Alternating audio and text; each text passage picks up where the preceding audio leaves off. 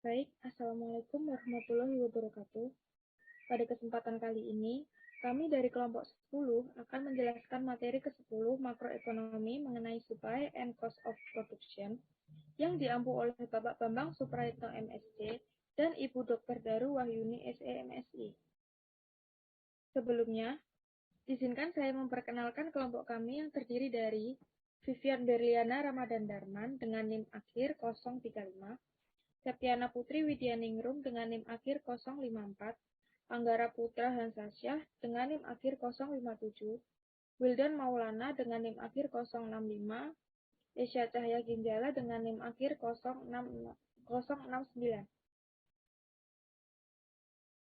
Selanjutnya, materi yang akan dijelaskan antara lain yang pertama, explicit versus implicit cost, yang kedua, economic profit versus accounting profit, yang ketiga, diminishing marginal returns, dan yang keempat, planning curve. Next. Materi pertama akan dijelaskan oleh saya, definisi cost of production.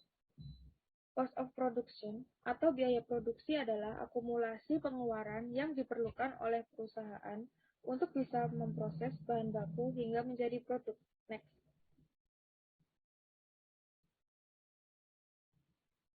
Lalu, the cost of production. Menurut Bustami dan Nurlela, biaya adalah pengorbanan sumber ekonomis yang diukur dalam satuan uang yang telah terjadi atau kemungkinan akan terjadi untuk mencapai tujuan tertentu. Lalu, menurut Hansen dan Mowen, biaya produksi adalah biaya yang berkaitan dengan pembuatan barang dan penyediaan jasa. Next.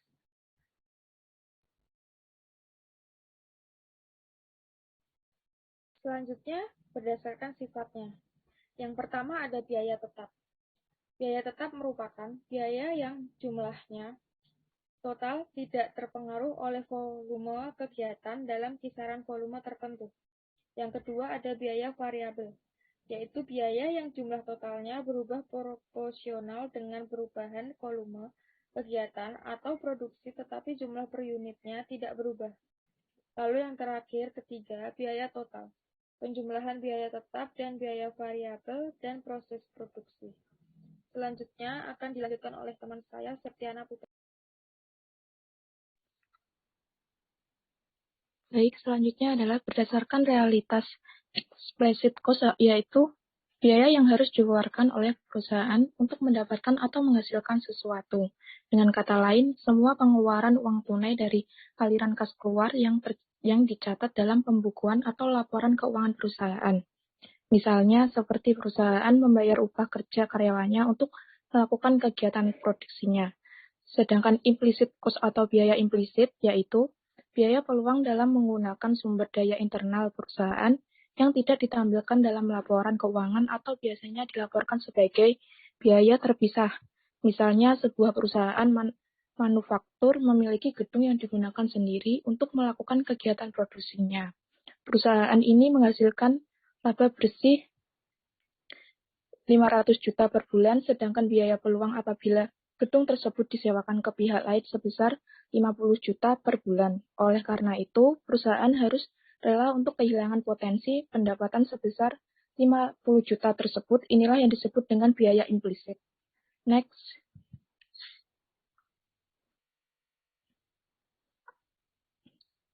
Selanjutnya, pengertian dari profit. Profit adalah sejumlah uang yang diperoleh seorang pengusaha saat melakukan bisnis dalam jangka waktu tertentu yang telah dikurangi dengan HPP serta biaya-biaya lainnya. Istilah ini juga merujuk pada kata lain yaitu laba bersih atau sebuah keuntungan. Jadi secara sederhananya, profit merupakan istilah yang sama dengan keuntungan dari sebuah bisnis, namun untuk bisa mencapai profit tentu saja tidak mudah dikarenakan perlu memahami banyak aspek dan menguasai berbagai macam ilmu marketing. Next.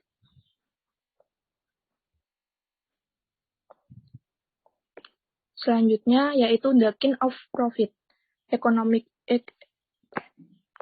profit adalah keuntungan ekonomi terdiri dari pendapatan dikurangi dengan biaya implisit dan eksplisit. Sedangkan accounting profit yaitu laba akuntansi adalah total pendapatan perusahaan dikurangi total biaya eksplisit. Selanjutnya, materi akan disampaikan oleh teman saya, Anggara Putra.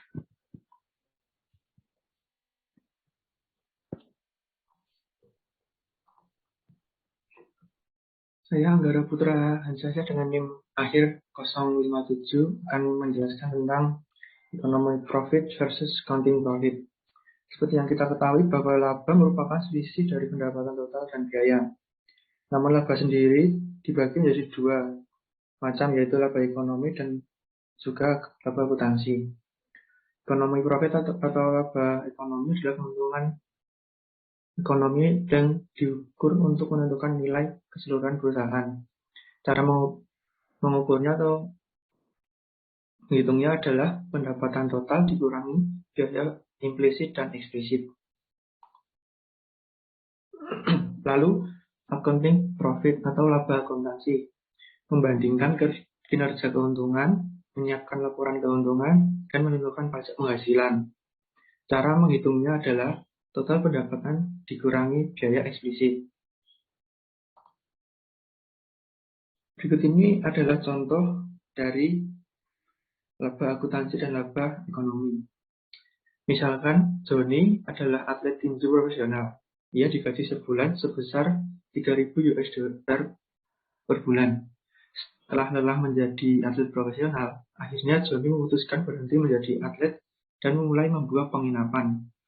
Biaya operasional per bulan untuk gaji karyawan sebesar 4.000 dolar dan biaya pemeliharaan sebesar 2.000 dolar. Sebagai modal awal, Joni mengambil tabungan di bank yang memberikan bunga sebesar 500 dolar. Hasil penerimaan dari penginapan tersebut adalah 10.000 dolar per bulan.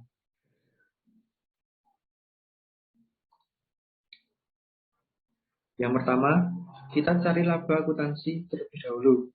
Diketahui bahwa pendapatan yang diterima Joni ketika membuka penginapan adalah sebesar 10.000 US dollar. Untuk pengeluaran sendiri 6.000 US dollar. Kemudian pendapatan dikurangi dengan pengeluaran sehingga total dari laba akuntansi yang diperoleh dari Joni adalah 4.000 US dollar. Kemudian untuk laba ekonomi sendiri kita bisa menghitung dengan menghitungnya biaya implisitnya terlebih dahulu, yaitu gaji Joni ketika masih menjadi atlet tinju dan bunga tabungan yang ia simpan dari total implisit tersebut sebesar 3.500 US dollar. Dan untuk menghitung laba ekonominya bisa menghitung dengan mengurangi laba akuntansi tadi sebesar 4.000 US dollar dikurangi dengan biaya implisit yaitu 3.500 dolar, maka laba ekonomi yang diterima Joni sebesar 500 US dollar. Selanjutnya akan dilanjutkan oleh teman saya, Yudan.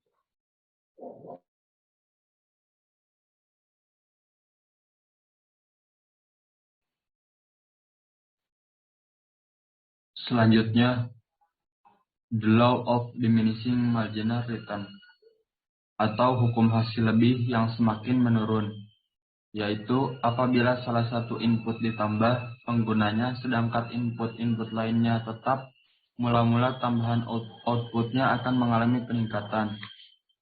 Namun, saat salah satu input tersebut terus ditambahkan hingga titik tertentu, maka tambahan output atau marginal product yang dihasilkan akan mengalami penurunan. Teori Law of Diminishing Return ini dicetuskan oleh David Ricardo yang menyatakan jika kita menambah terus-menerus salah satu unit input dalam jumlah yang sama, sedangkan input yang lain tetap, maka mula-mula akan terjadi tambahan output yang lebih dari proporsionalnya atau increasing return. Tapi pada titik turn sama dengan tentu hasil lebih yang kita akan memperoleh akan semakin berkurang atau diminishing return. Next. Selanjutnya, contoh aplikasi dari diminishing marginal return adalah pada suatu perusahaan awalnya mempunyai satu karyawan. yang mampu menghasilkan 20 produk. Kemudian ketika menambah satu karyawan lagi sehingga berjumlah 2 karyawan mampu menghasilkan 50 produk. Artinya, penambahan satu karyawan ini mampu menghasilkan penambahan produk atau marginal produk sebesar 30 produk. Saat pemilik menambah satu karyawan lagi sehingga terdapat 3 karyawan, total produknya bertambah menjadi 75 produk. Namun, marginal produknya justru menurun yang tadinya 30 menjadi 25 saja. Ketika perusahaan terus menambah karyawannya, justru penambahan produk atau marginal produknya malah menurun. Nah, penurunan inilah yang dinamakan law of diminishing marginal return. Next. Selanjutnya, asumsi the law of diminishing return. Yang pertama, salah satu faktor produksi, misalnya tanah pada pertanian atau mesin pada industri harus tetap sehingga perbandingan saja yang berubah. Yang kedua, teknik produksi yang diterapkan dalam proses produksi tetap jika tingkat teknik produksi yang diterapkan lebih canggih, berarti dapat mempertinggi produktivitas setiap tenaga kerja sehingga hukum tersebut tidak berlaku. Dan yang ketiga, daya kerja atau produktivitas faktor produksi yang diubah harus banding atau sama. Seandainya faktor produksi yang diubah adalah jumlah tenaga kerja, maka tingkat pengetahuan dan keterampilan tenaga kerja tersebut harus sama terhadap pekerjaan yang dimaksud. Selanjutnya yang akan disampaikan oleh teman saya bernama Saudara Esya Cahya Ginjala.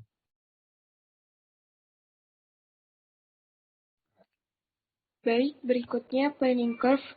Planning curve adalah istilah lain untuk kurva biaya rata-rata panjang atau long average cost, yaitu membuat rencana mengenai skala operasi yang diinginkan suatu perusahaan, atau kurva yang menunjukkan ongkos atau biaya rata-rata yang paling minimum untuk berbagai tingkat produksi apabila perusahaan selalu menambah kapasitas produksinya.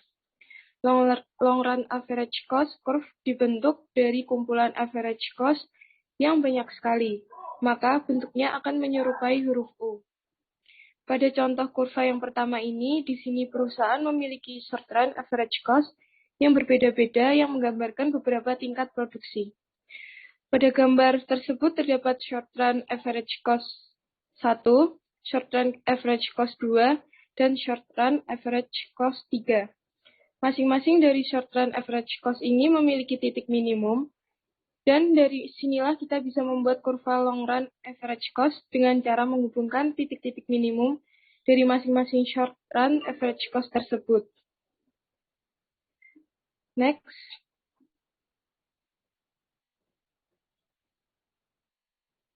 Dalam contoh gambar yang kedua ini dapat dilihat bahwa perusahaan menghasilkan kurva short run average cost yang berbeda-beda. Nah, dalam jangka panjang perusahaan bisa memilih short run average cost yang paling efisien sesuai dengan output yang dihasilkan. Dalam gambar contoh long run average cost kurva yang kedua ini, misalkan apabila perusahaan ingin berproduksi kurang dari output M, maka perusahaan akan memilih short run average cost tipe 1. Apabila perusahaan ingin memproduksi lebih dari M, maka perusahaan akan memilih short run average cost yang ketiga, dan seterusnya.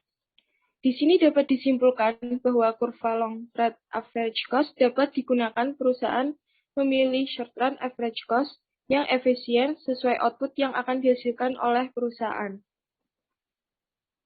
Baik, next. Skala jangka panjang.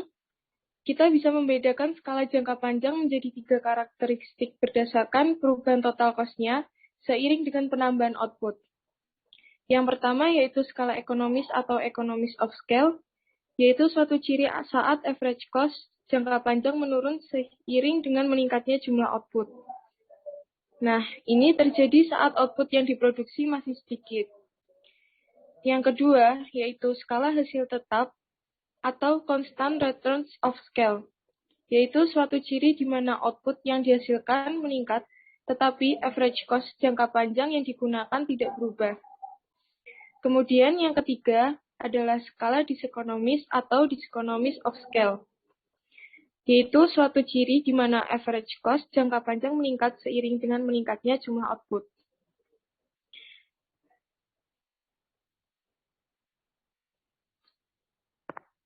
Baik, next.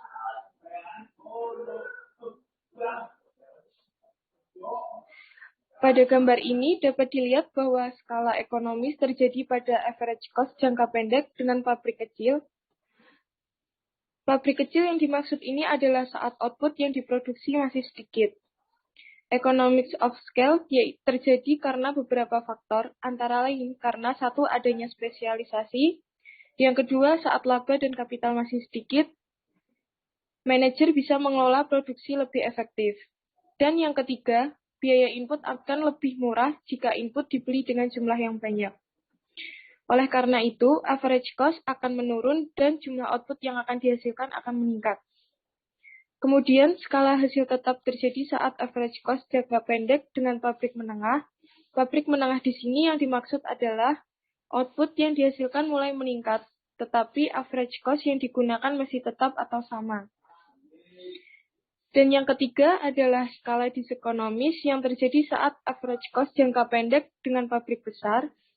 Pabrik besar di sini yang dimaksud adalah output yang dihasilkan bisa dibilang banyak. Saat output sudah banyak, nah disinilah terjadi disekonomis of scale. Karena beberapa faktor antara lain. Pertama, pekerja tidak bisa bekerja efektif karena terbatasnya space dan mesin. Kemudian, manajemen menjadi kompleks dan tidak efisien. Dan yang terakhir, diskon atas harga input yang sudah tidak bisa lagi menambah. Hal inilah yang akan menyebabkan average cost juga ikut menaik seiring dengan pertambahan output yang dihasilkan. Oke, next.